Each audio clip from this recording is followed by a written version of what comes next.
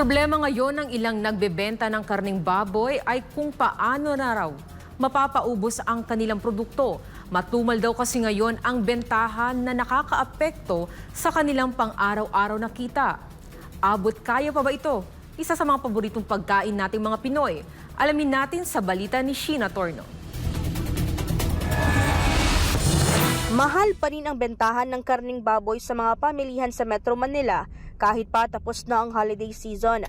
Sa trabaho market sa Sampaloc, Maynila nga, 450 pesos na ang kada kilo ng liempo, habang 400 pesos naman sa pige, kasim at pork chop. Sabi ng tinderong si Jacinto Kilang, halos wala na raw silang kinikita sa pagbebenta ng karning baboy. Noong December, 280 pa lang noong December. Nakakapagtaka nga bakit ganun eh. Hindi pa naubos yung kalahati lang po, ma'am. Maabutin pa ng 2 araw. Sana ay bumaba, ma'am. Dahil hindi na kakayanin ng mga ibang tao bumibili. Madalang na rin sila bumibili.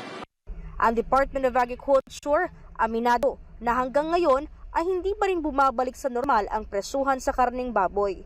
Isa sa nakikitang dahilan ay ang patuloy na epekto ng African Swine Fever o ASF sa naturang industriya. Maraming factors kasi, kung saan galing, yung bayad sa stall, and kung ano-ano pa. Nakita natin ngayon ang pagtaas is dahil nung third quarter talaga sumipa yung kaso ng ASF at yung fourth quarter naman ay maraming demand.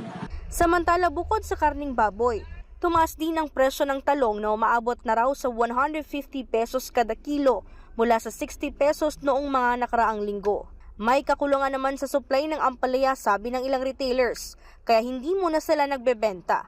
Pero may pagbaba na raw sa presyo ng kamatis na ngayon ay higit 100 piso na lang kada kilo kumpara noong Disyembre na pumalo sa 300 pesos hanggang 400 pesos kada kilo. Para sa Diyos at sa Pilipinas kung mahal, ito si Sheena Torno, SMNI News.